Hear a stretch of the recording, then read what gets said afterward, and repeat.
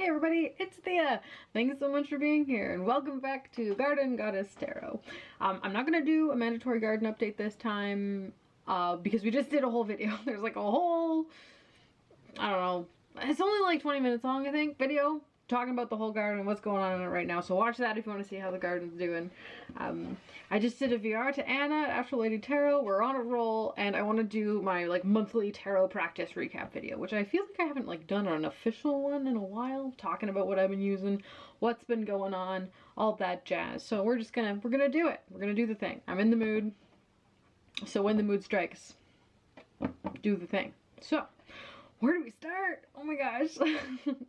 I've got quite a few what I've been working with, a couple of new in just to share for funsies, and a few like tarot related practices and a few events to talk about. Actually we'll probably start there. That's a great place to start. Thank you for reminding me. I guess it was the 15th of this month, May. I did for the first time, I participated in / had a reading table at a psychic fair in town at the local shop that I work at. We were hosting a psychic fair. There was 7 different readers that came in. Everybody did different things. We had a coffee grounds reader, we had a crystal energy reader, we had some tarot, some angel card oracle readers. There was a guy who did automatic writing. It was great.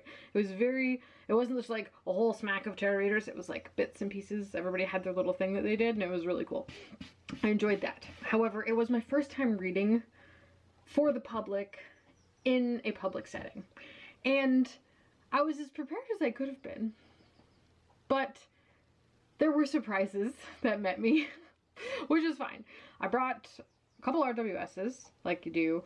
I brought the Morgan Greer, I brought a Marseille, I brought a bunch of oracles still, like the Lantern Oracle, the Illuminated Earth Oracle, my Oracle, the Hellenic Oracle, and Earthbound I think was the other one, just to have like a good across the boards. And I did bring Thoth too, but I didn't actually end up using it because most people took one look at that deck and went, no thanks. What I'm trying to get at here, we'll talk about that in a second. Well, I'm jumping the gun here. We're talking about decks first. The ones I actually ended up using the most for the clients that I ended up reading for, I was really comfortable with this one. I think it has something to do with my weird connection to its landscape, but the Morgan Greer just, I loved using it for other people. It was great. I didn't have to think about anything. It was different, but it was also kind of special in its own vintage little way. So it was a really great reader. It was spot on for a bunch of people. So I really liked using this one. Oops, who fell out? The world! So nice. Anywho, so yes, I read for quite a few people with this one and it was easy peasy. It was just like a different flavor of RWS, you know? It was nice. It was fun. It was a good energy. I liked using that one. And then in conjunction with that one, I used my Hellenic Oracle. It was just really good. And, okay, this ties into something. Okay, sorry about that. All sorts of chaos going on outside and the dogs do not like chaos. Anywho, I think I was talking about my Hellenic Oracle deck and that I was using it to do readings for the public and she cooperated beautifully. It worked really well. So I had a great time with the Hellenic Oracle mixed with the Morgan Greer. That was kind of where I like hit my sweet spot with doing readings for the public. And I also pulled in the Illuminated Earth Oracle by Claire Mack, and this was a great clarifier. It's beautiful. I love pulling cards from it. It's just so fun. But this was great to just throw on a couple, like, you know, 2 or 3 cards after a tarot spread, just to kind of wrap up any clarification. And yeah, we got to talking about some things. Yeah, maybe I wasn't, okay. I want to talk about reading for the public because as someone who's been into tarot for a long time, maybe it was just the nature of where I was, like the location, that it was advertised as a psychic fair. I feel like the general populace doesn't know what tarot is or how it's different from oracle or what have you. They're just coming for a reading, right? So there's already that, like, the expectation is there for that. However, they're coming for a reading, but they don't necessarily have a question, from what I gather. And I found it kind of difficult to coax a, like, fully formed question out of the, like, querents that I was working with. So that was a bit interesting. I had to really like be very flexible, very go with the flow to kind of get the reading into a place where it was landing and it was making sense for both of us, right? And I believe that because the event was branded as a psychic fair, I feel like a lot of people felt like they were getting like mediumship readings, which I don't necessarily do. So I kind of had to throw that disclaimer on there. Like, I don't personally feel that I'm psychic, so to speak. I read the cards, and the way I understand tarot is woven into the way I, like, you know, go about my life. Like, it's very intertwined that way, but I don't have the time to sit and explain that to everybody, right? So it's very, I gotta get my disclaimer down, or just really focus on getting, offering simple, straightforward questions as a jumping off point, and then can get the ball rolling. But I found that very different to what I was expecting. Like, people didn't have questions for the cards, they just kind of wanted to know, which I'm fine doing like an energy overview reading. But it's funny, at that point though, after I'd done that, they would jump into a major problem they were dealing with, and it's like, okay, well, we could have started with that. But anyway, so I had to do a bit of fishing first to get to, like, poking around to figure out, you know, where they wanted to get guidance from the cards. So that was different and interesting. So anyway, it was a learning experience on both sides. I definitely learned a lot about reading for the general public in that setting. Yeah, I guess. I don't know. Will I do it again? Maybe. We'll see. In a room filled with other people, it's very different too, because it's not like your space, it's not quiet. I didn't really have the opportunity to do like my full-on ritual. We weren't allowed to have sage in the building and stuff, so it was like, or like I used Palo Santo, but like we weren't allowed to, you know, smoke the place out, so to speak. So I wasn't in my groove, and there was like a whole bunch of people talking around me, not very far away from me. It was an experience. There was a lot of energy going on everywhere. I think everybody could kind of pick up on that. But the exciting thing, I think that was what I was talking about when I got interrupted by the dogs. So, twice the clients pulled. I shuffled and fanned out my Hellenic Oracle deck, and both times the two different querents pulled Hermes. So I was very happy to see him there, and then someone showed up and gifted me a turtle rattle, and I was like blown away, like just to kind of look after for the day, as like it was this whole thing, which ties in nicely with the other thing that I've been up to this month. Is I did a little 9-day devotional practice using tarot, specifically working with Hermes. So Hermes for me is the very foundation of tarot, in various forms, either Hermes Trismegistus or his likeness as Thoth, science, writing, knowledge, communication, like all of those things, like even prophecies in there. He's woven in inseparably from the concept of tarot. So it just worked out well that 9-day devotional practice to him was something that made entire sense to do, and I was doing it with a buddy, which is also super fun. So it was just after the 9-day devotional practice ended that I was doing the public readings at the fair, and then having Hermes come up a couple times, as well as having the turtle shell rattle, which is the turtle musical instrument. Very, very like Hermes origin story related. It was really nice sign. So that was kind of fun. I made for the devotional, for the novena, I made this specific Hermes oil. It's got all sorts of deliciousness poured into it, and I used it to anoint both myself and the deck I was using, as well as the statue that I've got of him for his little altar. I made him an altar. It was so cute. Yeah, what do we got? I think it was a grapeseed oil base, because that's what I had a lot of. I used a little bit of pomegranate seed oil just for funsies, because Hermes, Psychopomp, he's one of the few gods that willingly and easily, with no trouble, travels between the underworld, the middle world, and the upper world. It's got star anise in it, some citrus leaves, cinnamon, carnelian chips, pomegranate oil, grapeseed, sweet orange, because that's just, if I'm doing anything related to Grace, it needs to have some sweet orange in it. Pine essential oil, and some cypress as well. Cypress trees are very much associated with like the gates of the underworld, and you'll see them all the time in even to my deck. Actually, they show up quite a bit. Charon related. They're very like spooky death trees a little bit. So we like that. And Hermes is, you know, psychopomp. So that was my Hermes oil. Yeah, so I used that. That was delicious, and now I always have it for whenever I need to work with Hermes. And the deck specifically that I was using during the novena, I didn't even have to think 2 times about it, but the Alchemical Tarot by Robert M. Place, I had to use it. So I was using this to chat to him whilst doing the little devotional activities, which were laid out in this little book I've got. And the publishing company that Robert M. Place runs to print his decks and books is called Hermes Publishing, so it made sense.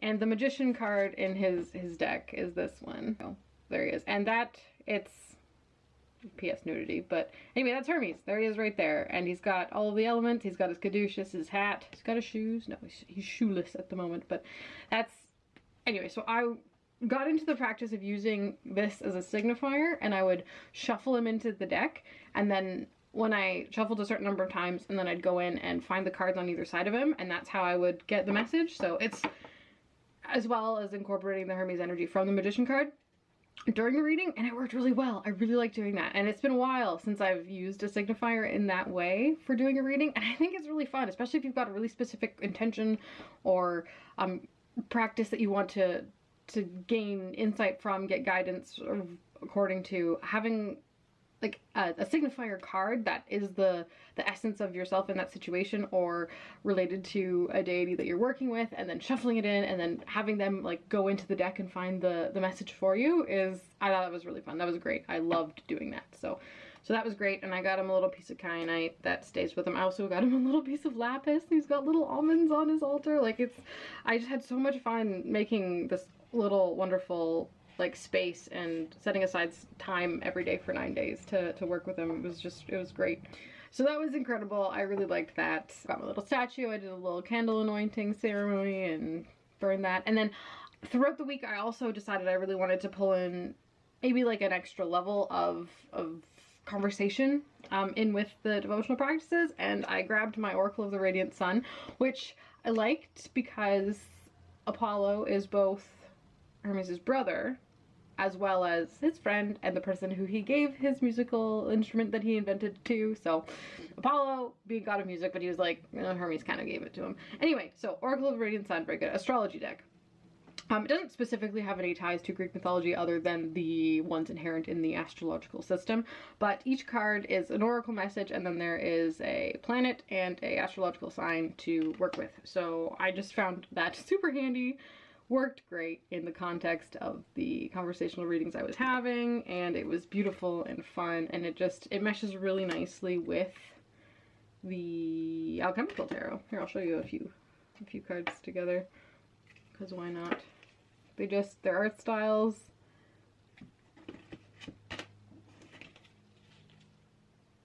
They go really well.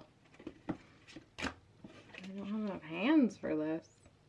Anywho, yeah, no, it's great. So I really, really like doing that. And what's probably going to happen is the Alchemical Tarot is now and forever going to be the deck that I use to work with Hermes. Full stop. That's that. Oh, and I used my little orange obsidian. Yes, that's what that's called. Yeah, it's got oil on it. Anyway, for the Oracle of the Radiant Sun, because this is like fire energy for me for sure. So it just sit nicely on top of this, and I used it for messages, and it was fun. So this deck is wonderful, and it pairs really nicely with the Alchemical Tarot. That's the 6th edition Alchemical Tarot as well. It's the new blue sky one, so it's got silver edges and has the silver or the blue box. But anyway, yes. So that's one of the tarot related practices I've been up to this month, and it's been fantastic. The other one that I keep doing and always kind of will do is just be pulling a daily card from my Days of Creation deck, and by Scylla Conway. This deck is just, I don't know, it just fits. It has the days that I pull, like the fire card, it's exciting and filled with bursts of energy, and the days when the mountain card comes up, there's challenges that need faced, and there's the Atom card, it comes up quite a bit. It fits so well. It just slides so nicely into life. Gaia, Earth, she comes up sometimes too. Prometheus. Like It's so good. And I really love pulling cards from it. Most recently, the one that I pulled is this one, and this has a story going along with it. So this is the, like, storm giant card, basically, and the irony of this coming up is kind of funny, and when it did as well. And this is the first time I'd actually pulled this card while doing daily draws, and it was just after we had the most horrendous weather event I've ever witnessed. So there was actually an overland hurricane, which is called a deroche, I think is the official scientific term. Anyway, it was massive. It was this band, like I watching the radar, right? The weather radar on the computer, watching this band of weather slide across our whole province. It covered like hundreds of kilometers all the way from London, Ontario, all the way up to Montreal. But by the time I got to Montreal, I think it was just raining. But here, it was just a wall of wind and thunder and lightning, and literal thousands of trees in my area were knocked down. Thank goodness none of our trees landed on our house. We lost a few out in the field, and there's a hydro pole between our house and the barn that's got a bit more of a lean on it than it perhaps should that we need to get fixed. But anywho, everybody that I know was safe. Lots of trees down. A few people got car windows smashed. 10 people died from trees falling on them. Like, the storm was intense. And I was caught out in it. I was in my car. We were out driving in the city. We had to go pick up a vehicle for my husband. So we were driving separately, and we were just like coming into like the country area while leaving the city. And I was in an intersection, and first the radio goes off saying, oh, there's a storm coming, and I'm like, oh, okay. And then my cell phone goes off saying, emergency alert, there's a storm coming. And like, usually we don't get bad storms. Usually they're pretty chill. It's like, oh, some thunder and lightning, ooh, that's kind of exciting. But this was ridiculous. So I'm sitting in this intersection in my car, driving, and this wall of dust just slams into the side of the car. And then there's like a splattering of very heavy water droplets that just come once and then stop. And then all of a sudden, this wall of wind just like, anyway, so I'm going through the intersection, driving through, because there's people behind me and everybody wants to get home, right? Because the storm's coming. And then, so I cross the intersection at this major intersection, and then I get to the other side, and there's a wall of trees, and right in front of me, a bunch of branches fall off the tree and land on the ground. And I'm like, I need to get off the road right now. So I pulled over into this little parking lot, and I tried not to park underneath any hydro wires or trees. And then my husband pulled in behind me. And then we sat and waited for 20 minutes while patio furniture went flying by us. Branches went down everywhere. You could hear the cracking of tree trunks in the distance. And the rain was torrential. It was like being in a hurricane. And it's ridiculous. I've never experienced anything like that in my whole life. So on the way home, we had to drive home around down trees. I had to drive under a downed power line. Thank goodness the power went out and was out for 2 days. But it was a whole thing. So anyway, very glad that no severe damage to our house vehicles and or people we know. But yeah, it was definitely interesting. We were camping out at our own house for a couple days because we didn't have power for 2 days. No internet. I was disconnected from the world. I was a little shaken, actually. I was talking to some people after about it, and it's like, yeah, basically it's like snacks and naps are about all I can do to like calm my nerves. But yeah, it was a whole thing. So that happened. And then a day or so ago, I pulled, like, that was just after it happened, I pulled the storm cards. So I don't know what's going on there. If Zeus got angry at somebody for something, wasn't me. I asked the cards about it. Might be Aries related. Anyway, that's neither here nor there. But yeah, that was a whole thing. So that's my story of scary weather. On to the next more happy thing.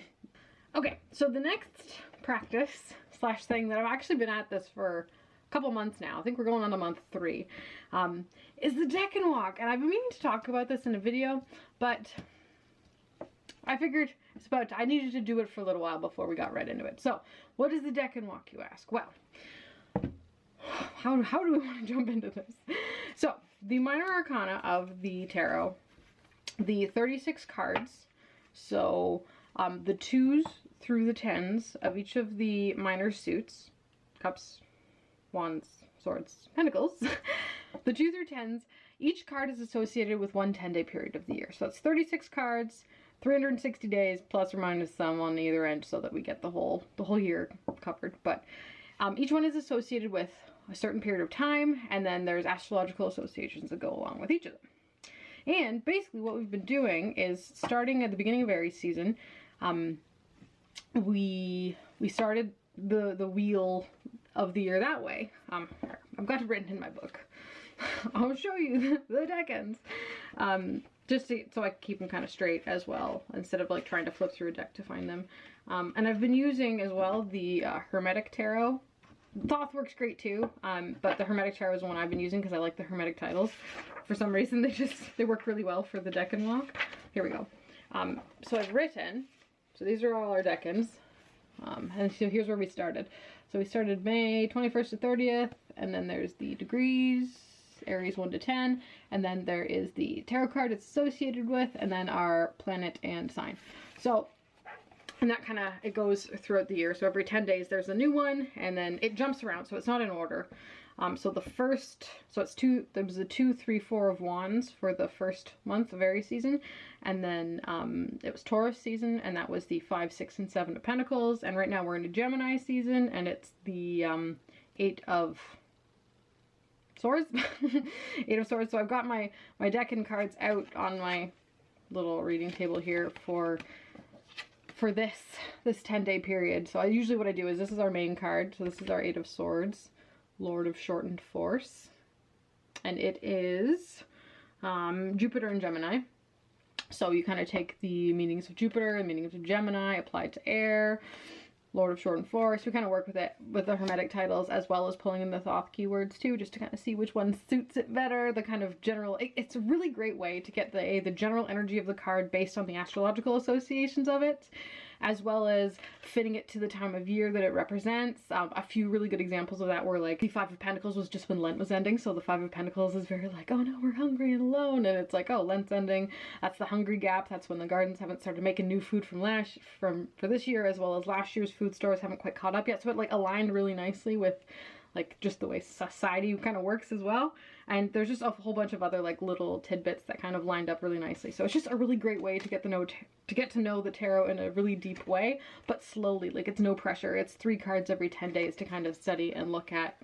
So the other two for this, so Jupiter is the Wheel of Fortune, Lord of the Forces of Life in the Hermetic Tarot, and then for Gemini is the Lovers and Children of the Voice Divine. So you kind of put those 2 cards together to kind of suss out their relationship in the context of Lord of Shortened Force, and it's fun. It's just a great way to think about tarot, and I love doing it every 10 days. It's so fun. So we've been doing a Decan Walk with the tarot friends, and it's just, I love it. I think I'm just gonna keep always kind of doing it, and like the Hermetic Tarot deck might just end up being my Decan Walk deck. I think it's no longer in order. I had it in order just because it was easier to find the cards, but I don't know. I like to approach tarot with a hermetic slant. I like the esotericism of it. I like linking the, you know, all the different layers of associations together so that they all kind of make sense. Like making that one universal system. Like doing this has made me really realize that the difference between the RWS and the Thoth and the Hermetic Tarot and Marseille, like they're all still tarot. They're all so similar in the way they read, in the meanings behind them, that, you know, they're not as different as a lot of people seem to think they are, which is awesome. I just love like integrating and amalgamating all of my tarot knowledge together into this one big mass of my tarot experience, and it's just fantastic. So little projects like this are just such a way to strengthen that relationship with the tarot full on, and it will help me get to know other decks that I read with a lot better too. It's just, you know, I will always remember that the 4 of Wands is completion, Venus and Mars, so it's like, it's the real Lovers card, you know? That's why it's celebration. Aphrodite and Aries together, you know? It's like, you know, it's like the yin and yang coming together, completing itself. Like, it's the opposites attract sort of polarity, but neutralizing itself sort of situation. And that's why that card is like that, you know? So anyway, like I love it. I love. So mythology fits into it, astrology fits into it, alchemy, numerology, everything. the elements, planets. It's such a fun time. So in doing this little practice with everybody every 10 days, it's also helped me get to know a few of the other decks that I've kind of picked up recently. Well, This one, the She-Wolf Tarot, I ordered this back in like September. I was a pre-order. Like I knew it was going to take a long time, but oh boy, I was just really impatient about it. But this one made its way into my life, and having a stronger grasp on the astrological associations really helps with this deck, because the imagery in it is very, like, it's not just like, oh, they put planets there. Each one of these planets in each of the images is a relation to the astrological association of that card. So it's just great. I really like it. This is like next level Thoth in a casual and fun, futuristic retro sort of way. Deity does an amazing job. Like, I'm so glad that this deck finally made it to me. It's super fun. I have to be in the right mood for it. I'm not always in this particular mood, because it does take a little bit of sussing in the brain department for me. She does a little weird thing with the quartz, which I'll talk about later. I don't really feel like getting into it right now. But the astrological associations are all fine, and it's just recognizing that, like, which planet she's represented in the artwork and its relation to the card itself. Everything in this, it's not just like collage for the sake of collage. Each thing means something, and it goes into depth about it in the guidebook, which is, when people say that the guidebook for this is good, it's not just because it's like written well and stuff. It actually explains what's going on in the cards in a tarot related way, which is really nice.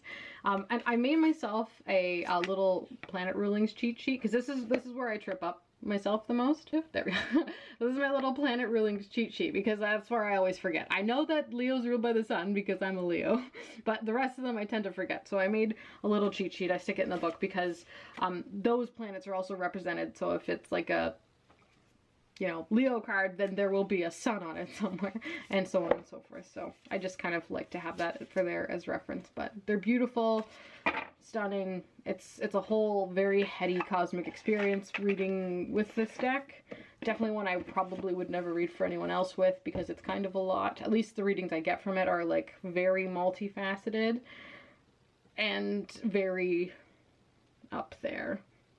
They're like,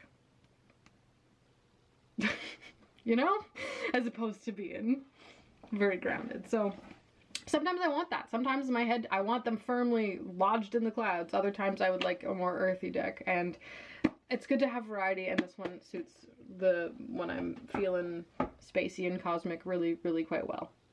I got because the pre-order took so long, Deity, angel that she is, sent a coupon code for, you know, however much % off another one if you wanted. So I picked up Serpent Fire too, because I thought if I like that one that much, I may as well grab Serpent Fire. And it's great. It's not, so the She-Wolf's like they say Thoth based. It's because she reads with Thoth. It's just astrological. It's not super Thothy, like the not numbering. The majors aren't actually numbered, but when I initially got it, strength was at 8 and not 11. And there's a few other things that aren't like straight up Thoth per se, but you can tell there's Thothy influences. But I think the reason people lean on it being a Thoth deck is because it relies so heavily on the astrological associations. But technically they're there with the RWS, they're just not written on the cards. So it's a hermetic deck, basically. It's beautiful, spacey hermetic deck. This one leans more on the traditional RWS, like, collective meanings, I guess one could say. Oh, it's so beautiful. And this is more tarot-sized. It's just, anyway, it's the 7th edition. It's just so cool. It's just so cool.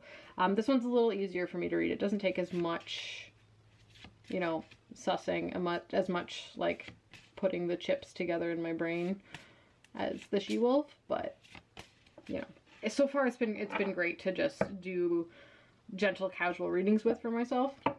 I haven't found a specific like niche spot within my tarot practice that it like absolutely fits the bill for perfectly, but it's early days. I only had this one for, has it been 2 weeks?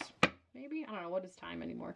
So I haven't had this one that long, but anyway, it's great. It's got Stevie in it. Look at her there. There's some other celebrity references in it as well. It's just fun and beautiful, and like a piece of tarot history as well. So I really like it. The imagery depicted, again, is very intentional. Everything in the collaged images means something in relation to the meaning of the card. and was chosen there on purpose, not put there just because it's pretty or is like kind of remotely associated with it, which I appreciate. So anyway, this is cool. I really like this. Glad that I had the brain fart moment and just bought it when I did, because this may be the last edition of this. I think she still has a bunch in stock of both this and the She-Wolf if you wanted to get on board before it is no longer being produced, because they are quite cool, especially the She-Wolf. I do like it. It is a very unique and special deck for sure. Okay, so when I'm not head in clouds being a spacey cosmic person, I tend to have my feet firmly planted on the ground. And there's a couple decks that I really like for that, and I think the rest of them I'm going to talk about are also very earthy, so let's put our earthy pants on and we're going to talk about that. I always seem to reach for the Dreams of Gaia, especially these days. If I'm stressed and sad, like a storm has just ripped through my town, I want the Dreams of Gaia. I don't want anybody else. I just want to hug. I guess this is my hug deck. Like if I'm stressed and sad, I want Dreams of Gaia. And that's that. Full stop. Final. End of story. So this is the mini. I've had her out next to my bed, and it's just what I need. It's what I need when I'm sad. So it's comforting. It's earthy. It's got all the elements represented, but it to me feels earthy, grounded. It's very watery deck in that it's like a hug deck, emotions. Like it's very supportive that way, but it's also, it's just grounding. I love it. I love it so much. So Dreams of Gaia it's funny, it's turning out that I'm using the mini more than the big one. Probably just for its convenience and its size, but I do really enjoy it. So when I need a hug, that's when I grab, and I've been using it quite a lot in this last couple weeks. And then actually I've been doing daily draws with this one. Surprised me. I picked this up. This is the Mystical Shaman Oracle by Colette Baron Reid. I've had this for a while. This was like a Hay House sale, I better buy something purchase, and I've heard good things about this one. So I thought I'd give it a try because curiosity is my middle name. And I was very much, I didn't use it a lot when I first got it. I flipped through it and I thought, okay. But you've got to read the guidebook to get like the essence of the meaning that was intended for the cards. So anyway, in doing like a tarot reading, I wasn't like super fussed with going through the guidebook, but for a daily draw, I don't mind doing it. So I pulled this out for daily draws, and it's actually been really fun. I've been kind of looking forward to it. And Turtle Shell Rattle, he came up at a very timely location as well. And there's also a double-winged snake in here somewhere, which might come up, which also showed up on the first day I was doing the novena as well. So it was very, like, serendipitous signs going on and whatnot. Let me see if I can find it. There it is. There's two serpents and they got wings. That's like looking at the caduceus from underneath. Is it not?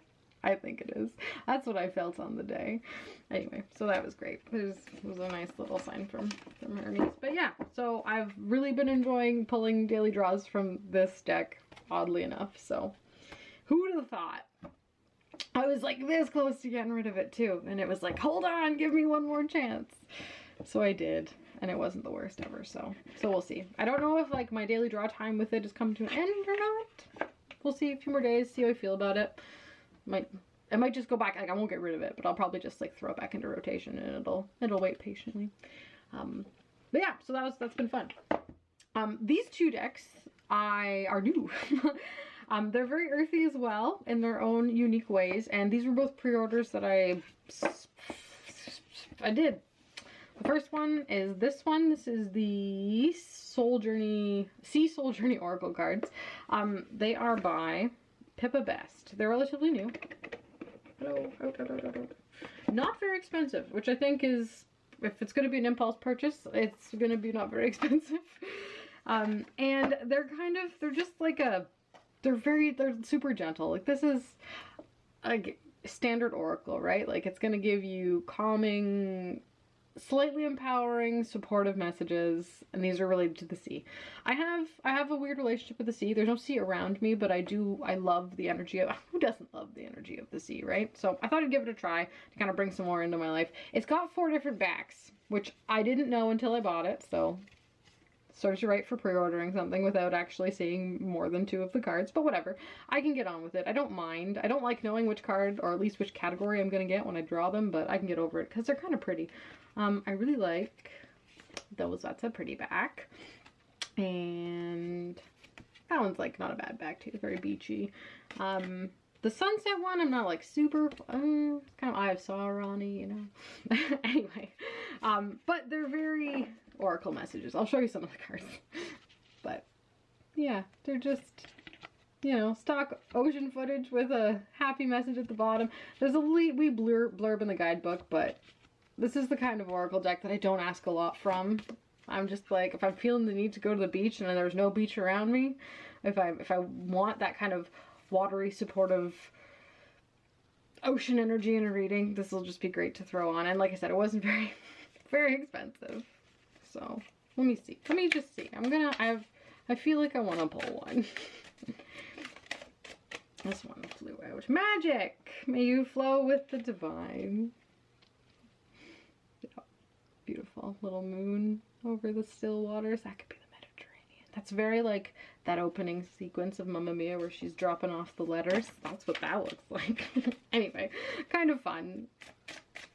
So that is the Sea Soul Oracle Journey cards. Connect with the healing power of the ocean. And it is. It's healing in its own cleansing and refreshing type of way. Salt water, you know. The other one is this one. This is the Messages from the Spirits of Nature Oracle by Stephen D. Farmer. And I pre-ordered this one pretty fast because this is exactly the type of oracle deck that I almost made my dang self. Which I might still end up doing because this one isn't quite exactly what I wanted, but no deck that anyone else is going to make is going to be exactly what you want, especially if you've got a very specific idea about what it is that you want. There's the backs. They're a leaf with fun colors. Anyway, they're kind of cool. Another one, I didn't know what the backs looked like before I bought it. Oh no, I didn't know what the cardstock was going to be like. I just liked the concept of the deck. And Stephen Farmer, PhD, has quite a few other decks that are relatively well talked about, I think. Don't quote me on that. I'm not sure. I don't really keep up with the people who make decks. I just use them. It's a very like animistic type deck, and I feel very much that way about Earth and Earth spirits in general. That's kind of why I like Greek mythology, because it's almost like a personification of the Earth energy devas that kind of were given a god. So, you know, Okeanos, fresh water, Oronos, sky god, Helios, the sun. Like each little thing on the Earth kind of has its own deity and entity, and this is just like taking that layer off of it and just having it be like the thing and its oracle message. So I get it, I like it, it's very good. But yeah, so like I've kind of been on a forever search for the perfect earthy deck that isn't an animal deck, because I don't like animal decks. I don't mind, this one has a couple of animals on it, but I mostly just want that like forces of the earth energy. So I'll show you a couple cards. Oh, we got a volcano. This is a nice mixture of earth and fire energy. There you go. And there's keywords on it, which is nice. Release.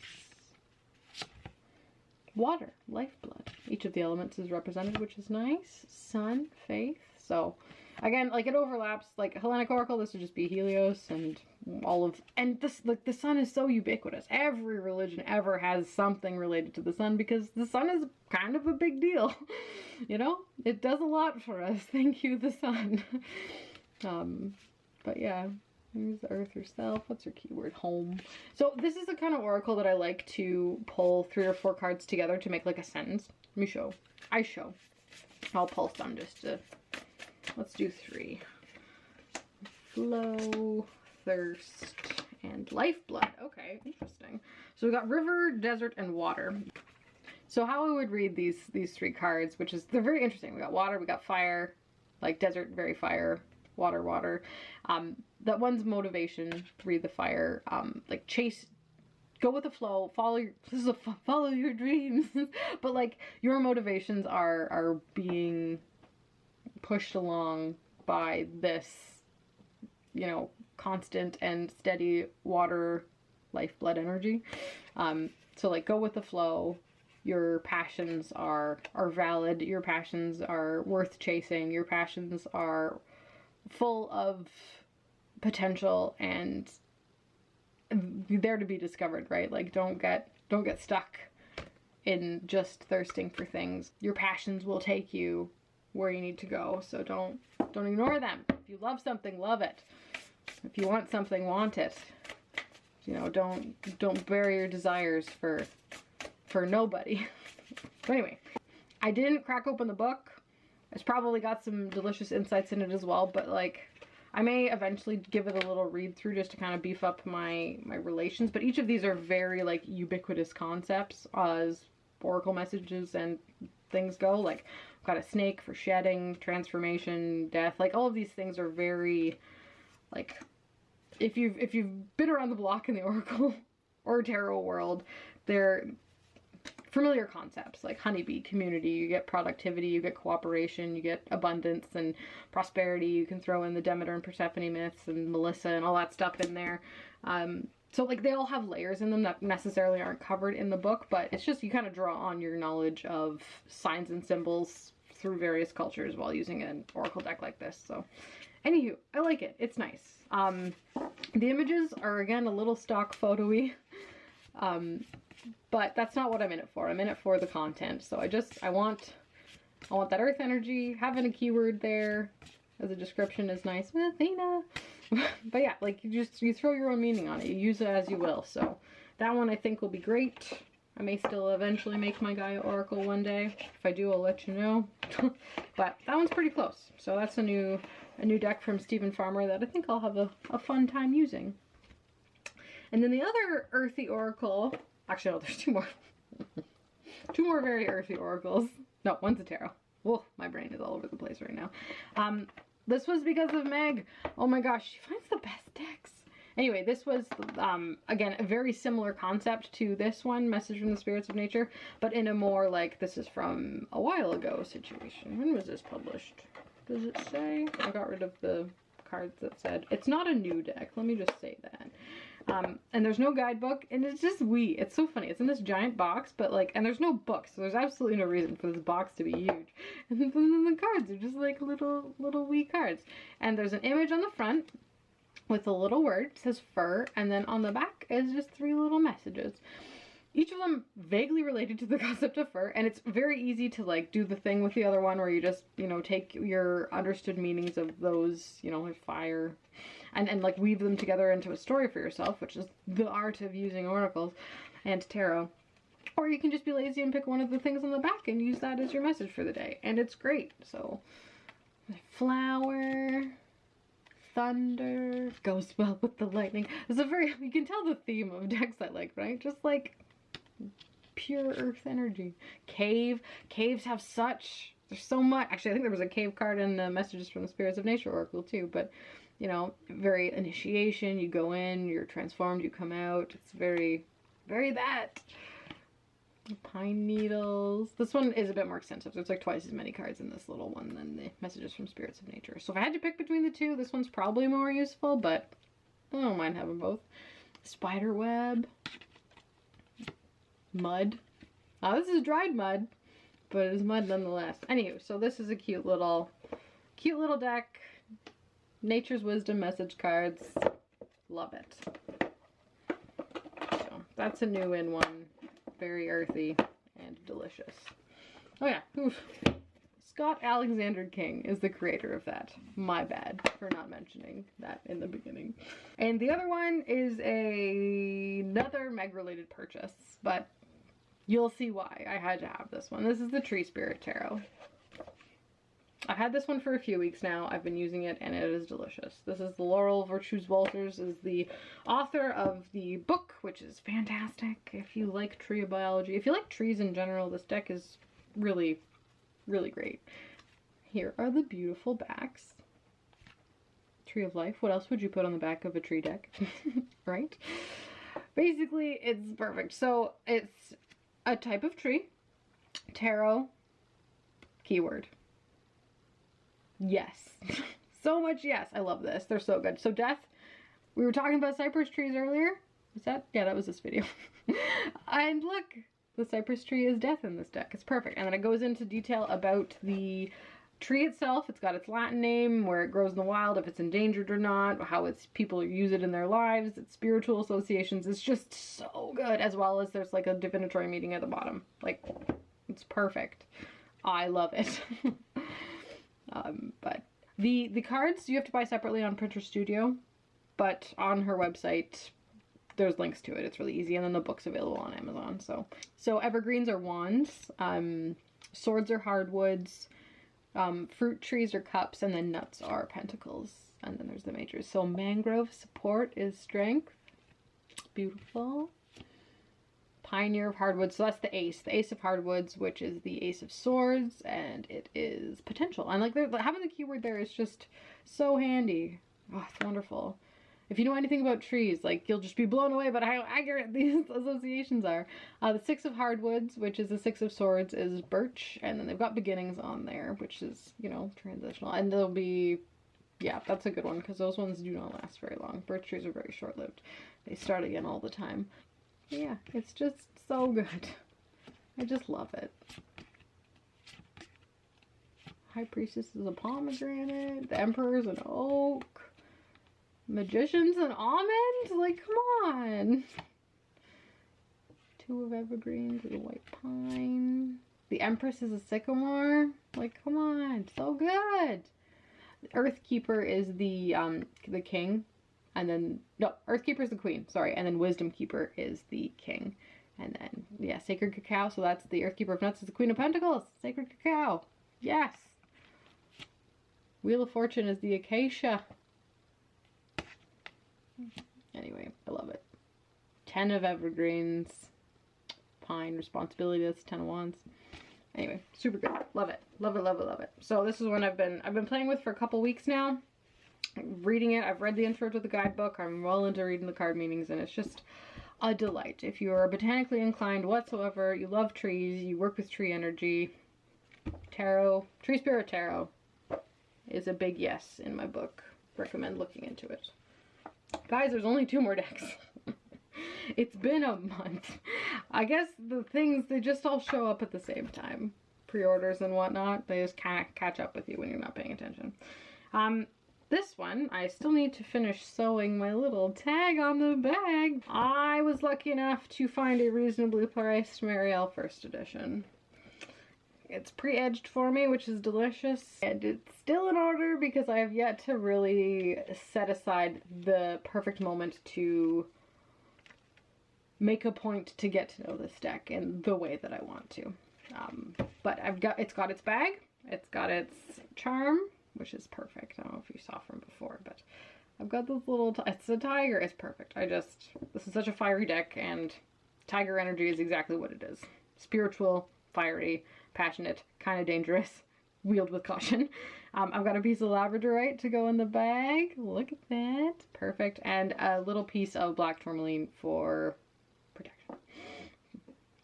So yes, very, very excited about this. I guess I can flip through a couple cards that'll stay in order. But there's our original High Priestess. Oh, so good. Your Empress, the Emperor. There's our Hierophant. So I love it so much. And one thing I will say, which is actually kind of nice about having this bordered edition, is because the titles aren't on the bottom, I can see the whole picture better. And actually some of the cards I've gotten a new and deeper understanding for that I just didn't click with the second edition. And I think, here, I'll show you. One of them in particular is the Devil card. This one. Okay. So I always kind of saw this card as like a weird clown guy, which whatevs, but because the title was like right here, but with the title further down, I see more of a pharaoh who's just got the mask on. So it's like so instead of it just being like a you know, clown or Venetian type mask, right? This bit here is like the pharaoh hood, right? And then you've got the chest piece as well. So it's got another layer that I just didn't click onto before because the title went right across there. And it like closed off his chest area. So anyway, this card, I always thought was a bit weird and I just didn't quite get it. But now, it means so much more for me and I love that. So I'm really glad that this deck opened up that perspective on this card for me. But anywho, this deck is, yeah, This is gonna be a forever love, and I'm tickled purple that it is now going to be a part of the family. The last one is a fun one. So this is actually, we're circling back around to like the spacey, heady kind of thing. But this is like a, okay. This deck is one that I purchased upon, and I've been influenced. I'm so easily influenced. Sylvan found the coolest deck in the actual world, and I was almost worried that this deck was going to be too cool for me. But it turns out I was very wrong, and it's very gentle and approachable and comforting and like the best possible way while still being freaking cool. The deck in question is this one, the Cosmic Tribe Tarot, and the creator is Steve Postman, and then Eric Ganther wrote the book. We'll talk about the book in a second. Here are the backs. So cute. This deck, P.S. all kinds of nudity, brace yourself. The best kind of nudity, but all kinds of nudity. This, how shall I describe this deck? I want to personally talk to and get to know everybody that's pictured in each of these cards. It's a Thoth-based deck. The minors are pips with feeling, and it lines up with Thoth pretty good. There's a couple, I think there's a Seven of Cups does a weird thing, but that's totally fine. It just reads like the RWS, which is totally okay. But well, I guess I can show you some cards while I'm talking about it. It's got that, it's from the 90s. Let's also preface with that. It is from the 90s. What year was it made? 1998. I was 10 whole years old when this deck was made, to age me precisely. But it's very of the time. So how does it, oh, the back describe, where's the box? I need the box. The box says, it does say though, it's the most visionary deck to appear since Aleister Crowley's Thoth Tarot. And I'm like, that's a pretty big boast though, but at the same time, like, maybe it's right.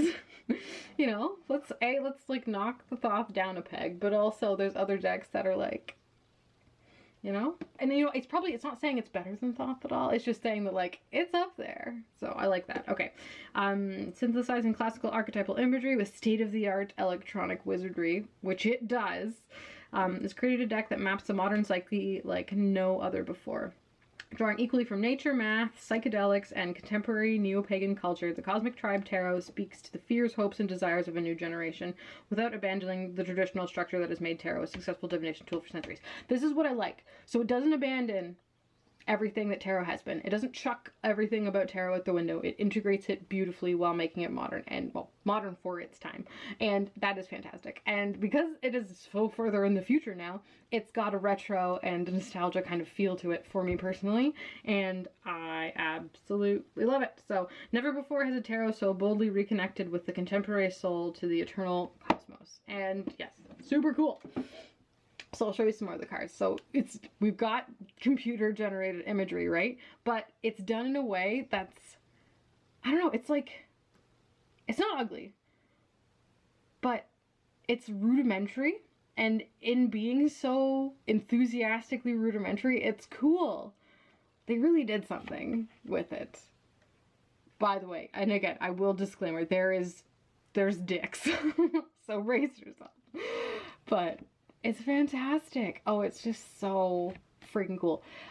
So the images are cool. I love the images. The images are super cool. The book reads like your cool hippie friend who's been through some stuff but is open to everything. Like, you know when you meet those people and you know that they've seen things, they've done things, but they're not hardened by the world. They only love it more for what it is.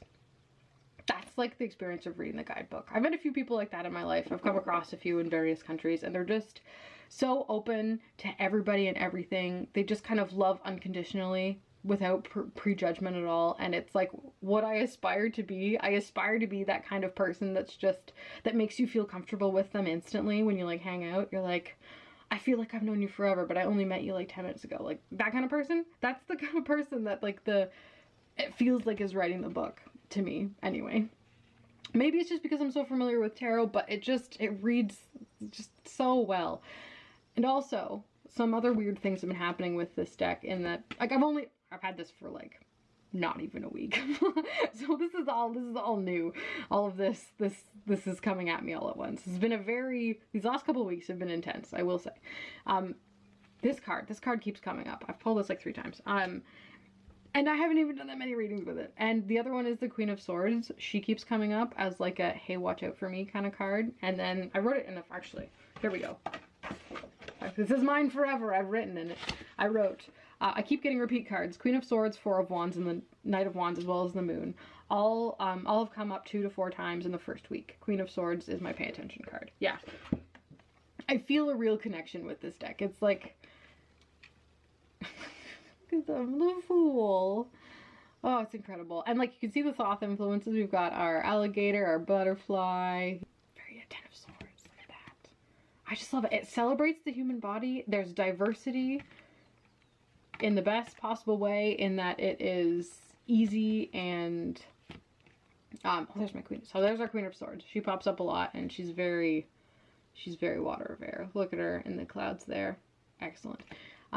But sorry, the diversity, very specifically body diversity. I love to see body diversity that doesn't look forced or just it melds in nicely. Like in the Gaian Tarot, it's just what people look like. And I feel like this deck just shows what people look like and it celebrates their bodies in a beautiful way without like overly touching them up or trying to make them fit into a mold in some weird way. It also came with 3 lovers cards to choose from, so there's 2 same-sex couples and then a hetero couple that you can choose to pick which one you put in.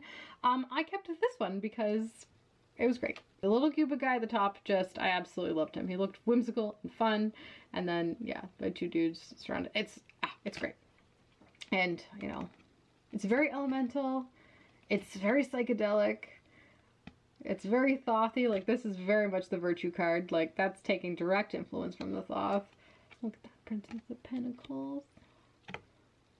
It's great. It's just so good. And it's like, it feels like fire. It feels, the energy is here. You don't have to go fishing around for it. It's very blatant that this is a fire card. It's very blatant. Oh, another fire card. Universe. Oh, it's beautiful. The Kundalini snake at the bottom, Lemnisket, where the eye on the universe is the same as the eye on the back of the cards, which has deep meaning. In each of the 4 corners, we have our 4 representations of the evangelists, or the 4 elements, or the archangels, or each part of the Sphinx, whichever one you want to go with, or the cherubim. There's, yeah, lots to go on from there. And it's all still here, but it's so unique and different and just incredibly cool. This deck is so cool. Anyway, I absolutely love it. Yeah, very Thoth works there. And yeah, full frontal male nudity as well, which you know I love. So that is the Cosmic Tribe Tarot, and this is amazing, and I was gonna not do it. I'm like, no, it's fine. I've got enough decks coming right now. Like, I'm feeling overwhelmed as it is, but I am incredibly glad that I did actually jump on this one while it was still readily available. The cardstock, if you're a cardstock person, it's cardboardy and thick, and the cards themselves are a little big, so it's not the best shuffle in the world, but I don't care, because the images and the way the guidebook reads is such an experience that working with the cards is not a detriment whatsoever. Yeah, they get stuck a little bit. They're gonna get beat up. They're gonna look disheveled quite soon. Just the nature of the cards themselves. But I don't care. I want this deck to look beat up. I want this deck to look like it's been with me forever. That I adore it. I adore it. It's just so cool. I love using it. I love that it's like speaking to me in a way that, you know, is like throwing its hands up in the air and saying I'm special too, which is nice. So super cool. Thank you a million, Sylvan. If for some reason you are not already subscribed to Sylvan, I don't do a lot of channel pushing. Watch who you want to watch, but I genuinely suggest you go and check out Sylvan, because the quality of the content coming out of that channel is fantastic. Anywho, that is that. That is like new in, that is what's going on. That's like my tarot practice right now. We're in like a shift. We're kind of changing, I guess, just getting into Gemini energy. We were coming out of Taurus season, and honestly, I'm not surprised that this all happened in Taurus season. It makes perfect sense, actually, now that I think about it. But anywho, we're coming into a nice, firm heart of Gemini season, so we will definitely be tucking into the cards in relation to the energies associated with that. A shift is happening. I can feel it, but it's always for the good. Things move and grow and change all the time, so it is wonderful. So I think that's everything for today. So if you made it to this far in the video, I commend you greatly. You get a gold star. The biggest sticker I can find is just for you. And I think, oh, can we do a secret word? I haven't done one of those in a while. Because I haven't done a stupid long video in a while. But let's do, honestly, okay, let's do Mercury. Is Mercury still in retrograde? Or did it come out of it? Anyway, just do Mercury. If you can sneak Mercury into your comment in the bottom, that way I'll know you made it this far, and that would be fun. Mercury is Hermes as well, but it's like Hermes in disguise, and also a planet, which may or may not be in retrograde right now. So, anywho, yes, thank you so much for being here. I really, really appreciate it. You guys are awesome. I love your comments, and I will see all of you fine people in my next video. Bye.